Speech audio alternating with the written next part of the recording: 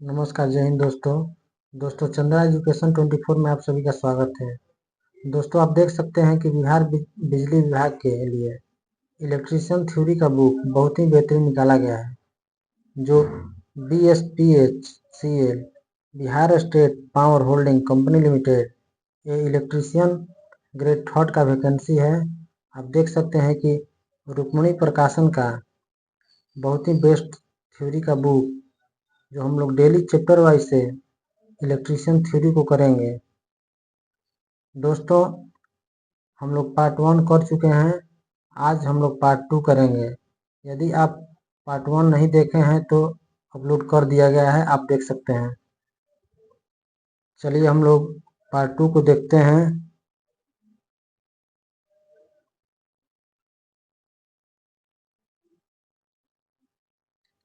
हम लोग का अभी चैप्टर 1 का पार्ट 2 को करेंगे, जिसका नाम है घरेलू वैद्युतिक उपकरण, डोमेस्टिक इलेक्ट्रिकल अप्लायंसेस। चलिए हम लोग अपना चैप्टर पर चलते हैं।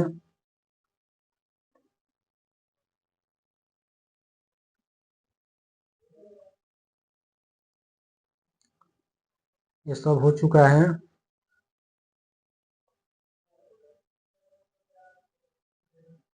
हम लोग विद्युत केतली तक पढ़ लिए थे।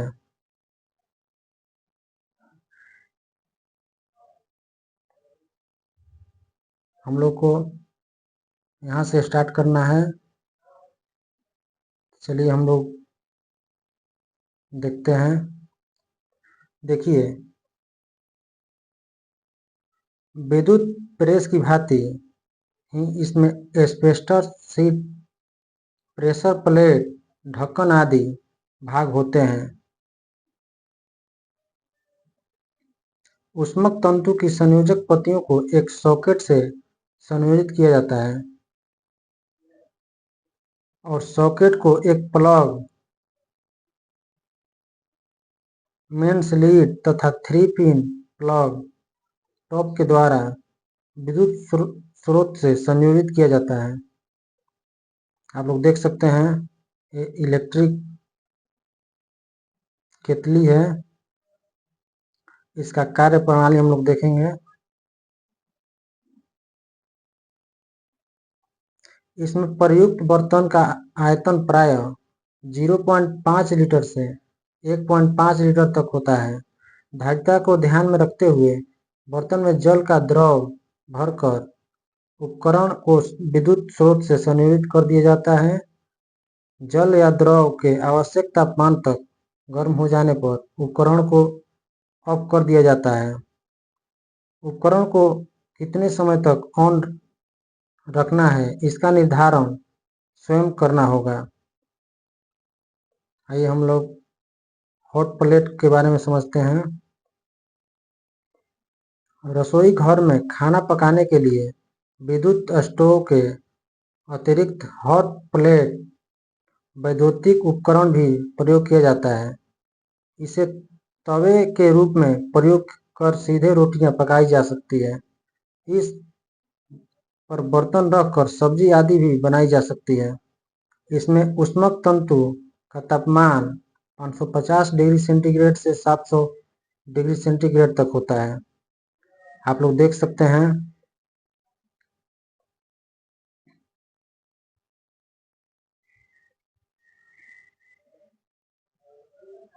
आइए हम लोग इसका संरचना देखते हैं।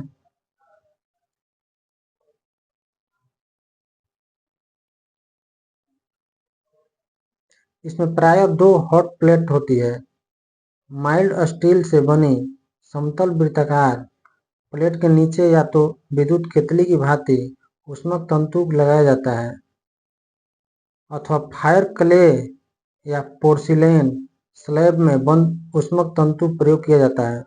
यह प्रायः 2 कॉइल वाला होता है और इसे उच्च, मध्यम तथा निम्न तापमान पर प्रचलित किया जाता है। आइए हम लोग कार्य प्रणाली को देखते हैं। उपकरण का ऊष्मक तंतु हॉट प्लेट को गर्म करता है और हॉट प्लेट अपने ऊपर रखे बर्तन को गर्म करता है। सामान्यतः हॉट प्लेट का उपयोग रोटियां सेकने, ब्रेड पीस सेकने आदि के लिए किया जाता है। आइए हम लोग रोस्टर के बारे में समझते हैं। रोस्टर अर्थात ब्रेड पीस सेकने वाला वैद्युतिक उपकरण रोस्टर कहलाता है। यह प्रायः 2 अथवा 4 ब्रेड पीसेस एक साथ सेकने हेतु बनाया जाता है। या तो आप इसमें 2 सेक सकते हैं या 4 ब्रेड तैयार करता है। आप देख सकते हैं टोस्टर यहीं है। चलिए हम लोग इसके आगे देखते हैं।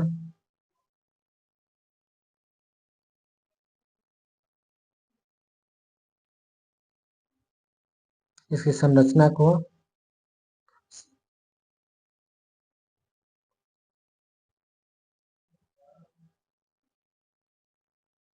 सामान्यतः प्रकार के 2 अथवा 4 टोस्ट एक साथ सेकने वाले उपकरण में प्रयुक्त हीटिंग एलिमेंट को 3 भागों में बनाया जाता है, जिससे कि प्रत्येक ब्रेड पीस के दोनों पार्श्वों को एक साथ सेका जा सके। ये तीनों भाग ऊर्ध्व स्थिति में स्थापित किए जाते हैं और श्रेणी क्रम में संयोजित किए जाते हैं। एलिमेंट की वाटेज प्रायः 600 वाट, 750 वाट, 1000 वाट या 1250 वाट रखी जाती है। ये एलिमेंट माइका शीट पर नाइक्रोम तार लपेटकर बनाए जाते हैं। इसका कार्य प्रणाली को हम लोग देखते हैं। उपकरण की क्षमता के अनुसार 2 या 4 ब्रेड पीसेज उपकरण के शीर्ष पर बने 2 खांचों में खड़े कर दिए जाते हैं। एक पुश बटन को दबाने से ब्रेड पीसेज उपकरण के अंदर चले जाते हैं और साथ ही उपकरण ऑन हो जाता है। लगभग 4 या 5 मिनट तक दूसरा पुश बटन पॉप अप या पुश बटन दबाने पर सेके हुए ब्रेड पीसेस बाहर निकल जाते हैं और साथ ही उपकरण ऑफ हो जाता है। ब्रेड पीसेस सेकने के लिए समय का निर्धारण स्वयं ही करना पड़ता है। यदि ब्रेड पीस कुछ कम सिके हो तो उसे दोबारा सेका जा सकता है। आप एक बार सेकेंगे तो दूसरा बार भी सेक सकते हैं। आइए हम लोग इमर्शन हीटर के बारे में समझते हैं। जल गर्म करने के लिए प्रयोग किया जाने वाला सरल उपकरण इमर्शन हीटर या इमर्शन रॉड कहलाता है। इसका संरचना देखिए। इसमें नाइक्रोम तार से बना महीन व कॉइल नुमा ऊष्मक तंतु होता है। इसे पीतल की नली में स्थापित कर तार के चारों तरफ मैग्नीशियम ऑक्साइड चूर्ण भर दिए जाते हैं। आप लोग देख सकते हैं ये मेन स्लीड है, ये संयोजक सिरा है, ये इमर्शन रॉड है।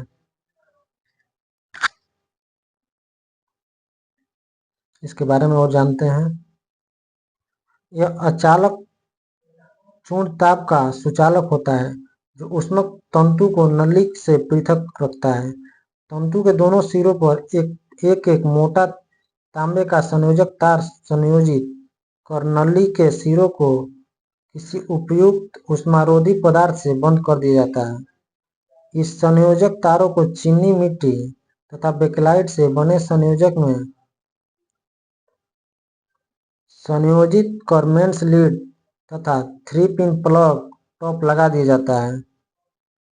इमर्शन रॉड को वाटेज प्रायः 1000 वाट, 1500 वाट और 2500 वाट तक की होती है।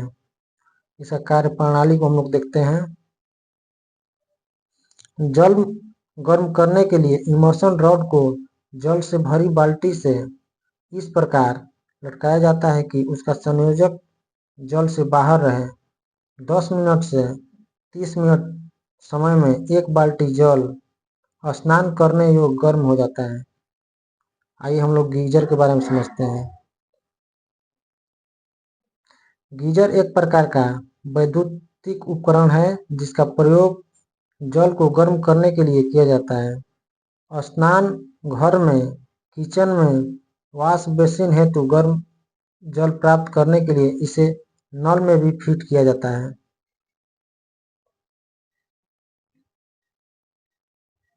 आप लोग जान सकते हैं गीजर का कहाँ कहाँ प्रयोग किया गया है। आइए हम लोग उसका कुछ प्रकार को समझते हैं। गीजर निम्न प्रकार के होते हैं। पहला नंबर इंस्टेंस गीजर और सेकेंड है स्टोरेज गीजर। तो इंस्टेंस गीजर के बारे में समझते हैं हम लोग। आप लोग देख सकते हैं ये इंस्टेंट गीजर है। इसमें देख सकते हैं इसके अंदर क्या क्या लगा हुआ है।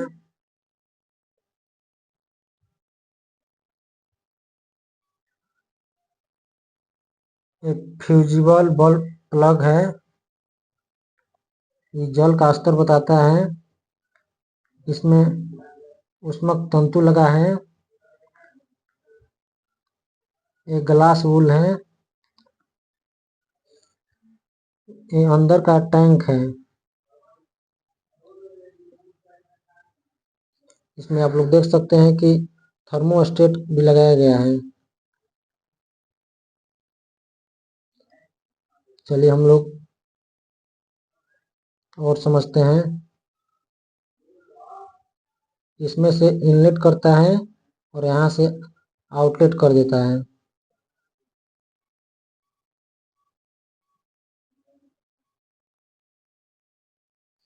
यह माइल्ड स्टील शीट से बना बेलनाकार आकृति का बर्तन होता है। इसके ऊपर इनलेट पेंट इनेमल पेंट सफेद कर दिया जाता है। इस बर्तन के अंदर एक और बेलनाकार बर्तन होता है जो तांबे की शीट से बनाया जाता है तथा इसकी भीतरी सतह पर टीन की परत चढ़ाई जाती है। इन दोनों बर्तन के बीच उष्मारोधी पदार्थ ग्लास बोल भर दिया जाता है। इसके आधार पर यू आकृति का एक निकास पाइप तथा ऊपरी हिस्से से जल प्रवेश पाइप जुड़ा होता है। इसी के आधार पर एक थर्मोस्टेटिक युक्ति लगाई जाती है जो यू आकृति की इमर्शन रॉड के श्रेणी क्रम में होते हैं। इसके थर्मोस्टेट को 32 डिग्री सेंटीग्रेड से 88 डिग्री सेंटीग्रेड के बीच सेट किया जाता है। इसकी जल संवहक क्षमता 25 से 400 लीटर तक होती है। इसमें 1 किलोवाट से 3 किलोवाट तक ऊष्मा तंतु हीटिंग एलिमेंट प्रयोग किया जाता है।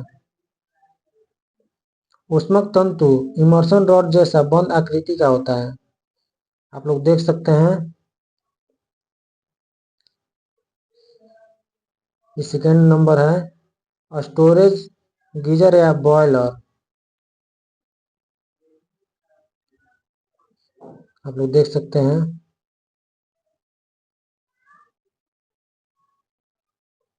इसके बारे में हम लोग देख रहे हैं। देखिए यह गीजर 2 दीवारों से बना होता है।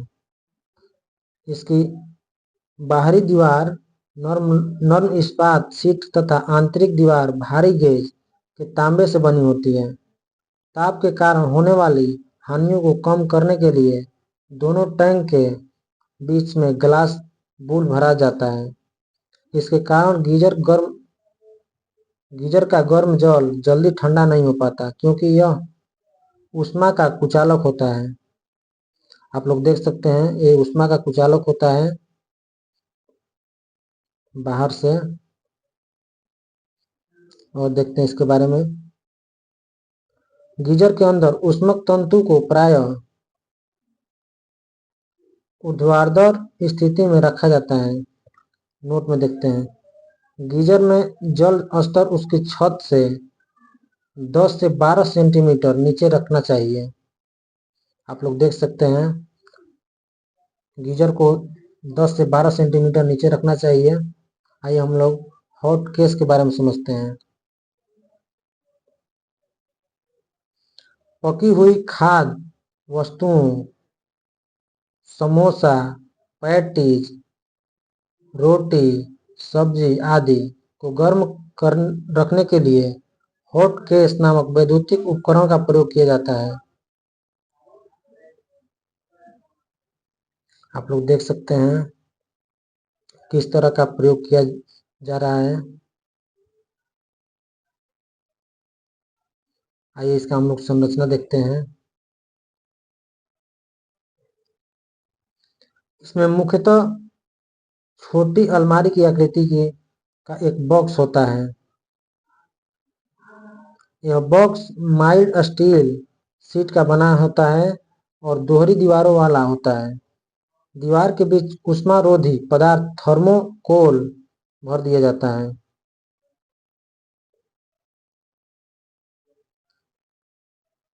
बॉक्स का आकार लगभग 50 सेंटीमीटर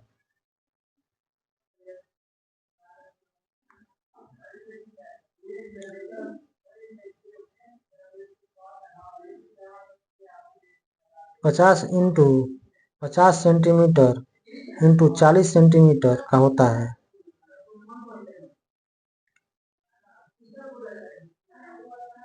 इसमें माइल्ड स्टील के निकिल आलेपित तार की जाली से 2 खानों बना दिए जाते हैं।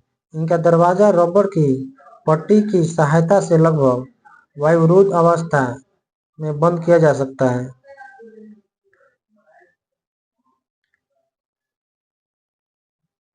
बॉक्स की तली में जालीदार आधार के नीचे 750 वाट या 1000 वाट बंद प्रकार का एक ऊष्मक तंतु लगा होता है।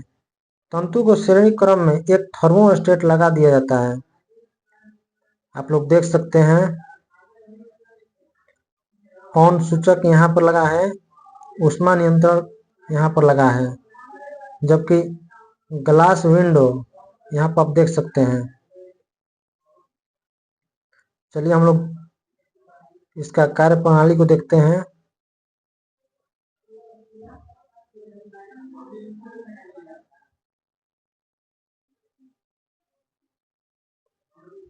उपकरण में खाद्य सामग्री रखकर दरवाजा बंद करके उपकरण को ऑन कर दिया जाता है और हीट कंट्रोल को आवश्यकता अनुसार सेट कर दिया जाता है। उपकरण का तापमान निर्धारित तापमान से अधिक हो जाने पर थर्मोस्टेट ऊष्मक तंतु को ऑफ कर दिया जाता है और कुछ समय बाद तापमान घट जाने पर पुनः ऑन कर दिया जाता है। इस प्रकार के इस उपकरण में खाद्य सामग्री को कई घंटों तक गर्म रखा जाता है। आइए हम लोग ओवन के बारे में पढ़ते हैं।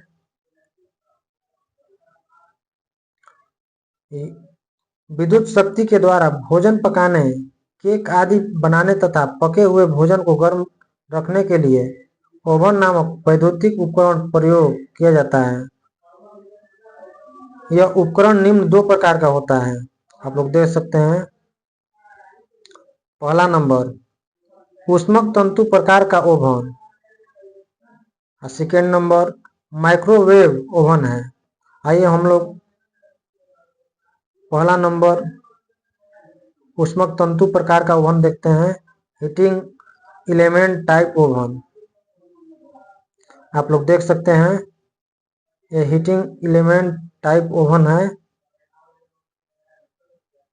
इसके बारे में जानते हैं।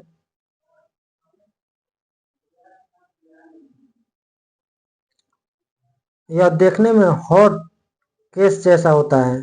इसमें 2500 वाट तक बंद प्रकार का ऊष्मक तंतु प्रयोग किया जाता है। हॉट प्लेट के समान यह तंतु 2 भागों में विभक्त होता है और एक 4 स्थितियों वाले रोटरी स्विच के द्वारा उपकरण को उच्च, मध्यम तथा निम्न तापमान पर चलाया जा सकता है। उच्च तापमान स्थिति का प्रयोग सब्जी आदि पकाने के लिए किया जाता है। मध्यम तापमान स्थिति का प्रयोग आलू, शकरकंद, बैगन, मांस आदि भूनने तथा ब्रेड, केक आदि बनाने के लिए किया जाता है।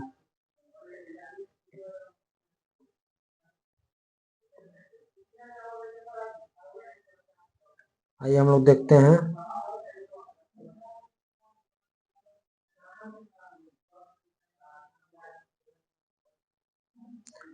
निम्न तापमान स्थिति में इस उपकरण को हॉट केस की भांति पके हुए भोजन को गर्म रखने के लिए प्रयोग किया जाता है।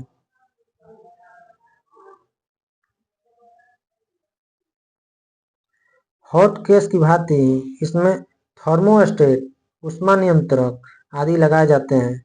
आइए हम लोग सेकेंड नंबर माइक्रोवेव ओवन के बारे में देखते हैं।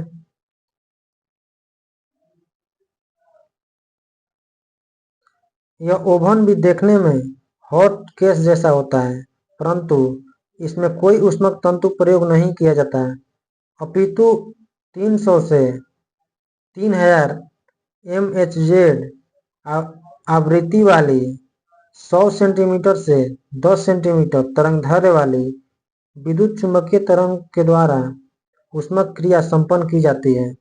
ये उच्च आवृत्ति वाली तरंग ओवन में रखे खाद्य पदार्थ के कणों को इतनी तीव्र गति से कंपन करती है कि वे 4 से 5 मिनट में ही पक जाते हैं। इन तरंगों को उत्पन्न करने के लिए उपकरण में इलेक्ट्रॉनिक परिपथ का प्रयोग किया जाता है। इस प्रकार के ओवन में खाद्य पदार्थों को धात्विक बर्तन में नहीं रखा जाता। भोजन पकाने के लिए कांच, चीनी मिट्टी आदि अचालक पदार्थों के बने बर्तन का प्रयोग किया जाता है। आइए हम लोग माइक्रोवेव ओवन का कार्य सिद्धांत को देखते हैं। आप लोग देख सकते हैं, इसका आंतरिक भाग है जो कि इसी में परावर्तित किरणें यहाँ से आ रही है।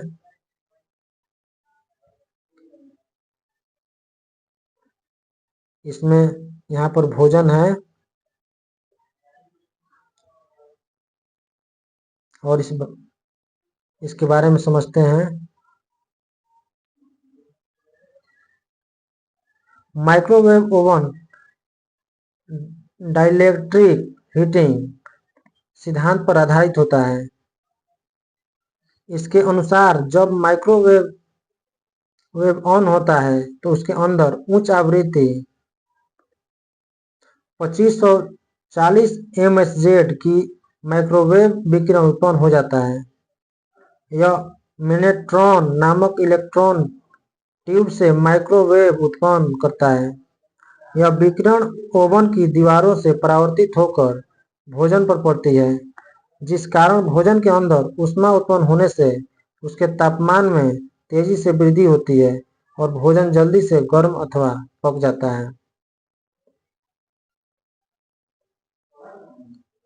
आइए हम लोग हीट कन्वेंटर के बारे में जानते हैं। गर्म हवा फेंकने के लिए प्रयोग किया जाने वाला वैद्युतिक उपकरण हीट कन्वेंटर कहलाता है।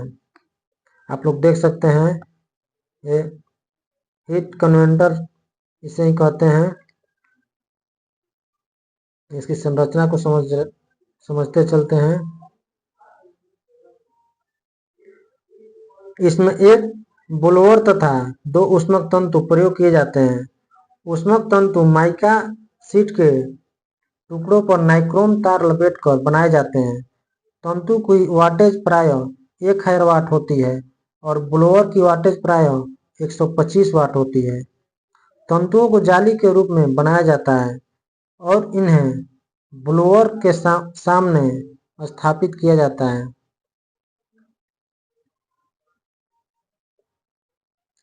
आप देख सकते हैं इसका कार्य प्रणाली को। इसी तरह हम लोग चैप्टर वाइज करते चलेंगे। आप लोग लाइक सब्सक्राइब नहीं किए हैं तो करते रहिए और शेयर भी करिए।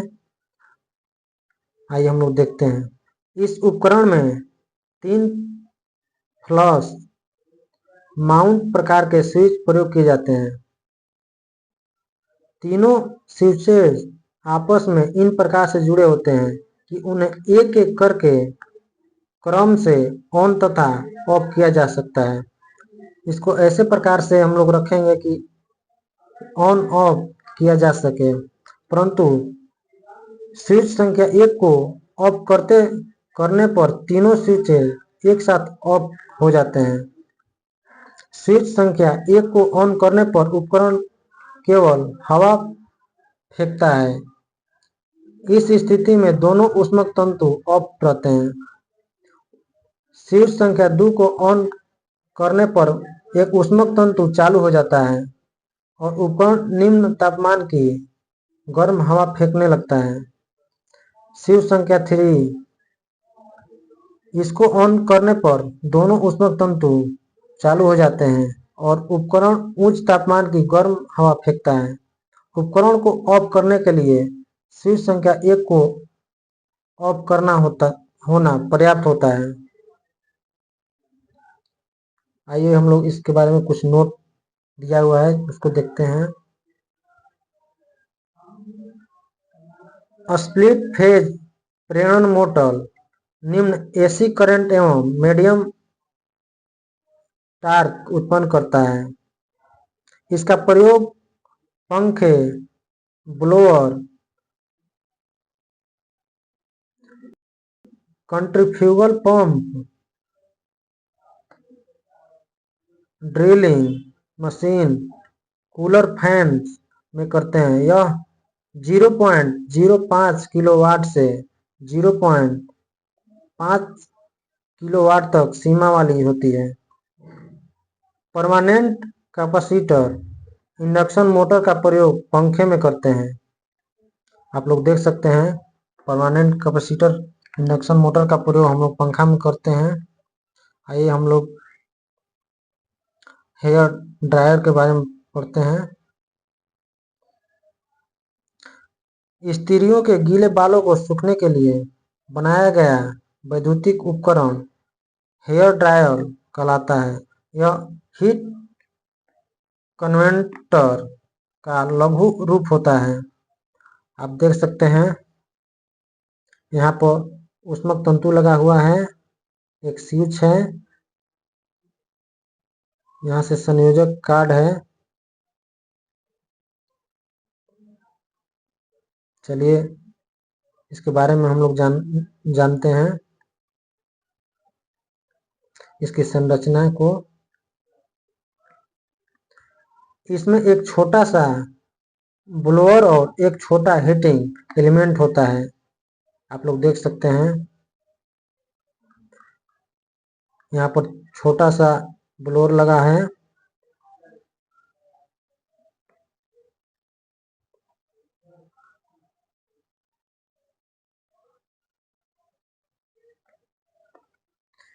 एलिमेंट माइका के आयताकार टुकड़ों पर नाइक्रोम तार लपेटकर बनाया जाता है। हीटिंग एलिमेंट की वाटेज प्राय 800 वाट होती है। इसकी आवृत्ति इस प्रकार की रखी जाती है कि इसे हाथ में पकड़कर प्रयोग किया जा सके। इसका कार्य प्रणाली को देखते हैं। उपकरण के स्विच को ऑन करने पर ब्लोअर तथा हीटिंग एलिमेंट चालू हो जाता है और उपकरण गर्म हवा फेंकने लगता है। हेयर कटिंग सैलून में प्रयोग किए जाने वाला हेयर ड्रायर में 2 खंडों वाला हीटिंग एलिमेंट तथा थर्मोस्टेट भी प्रयोग किया जाता है, जिससे कि निम्न, मध्यम तथा उच्च तापमान वाली गर्म हवा प्राप्त की जा सके। हीटिंग एलिमेंट तथा थर्मोस्टेट परिपथ हॉट प्लेट के परिपथ के समान होता है। हेयर ड्रायर में छोटा पीएमडीसी मोटर 18,000 से 20,000 आरपीएम स्पीड वाली प्रयोग की जाती है। सामान्यतः यह छायांकित पोल शेडेड पोल मोटर्स होते हैं। इसकी गति आवृत्ति द्वारा नियंत्रित होती है। चलिए हम लोग यहीं तक समाप्त करते हैं और आगे की वीडियो देखने के लिए लाइक और शेयर और सब्सक्राइब जरूर करें। चलिए धन्यवाद।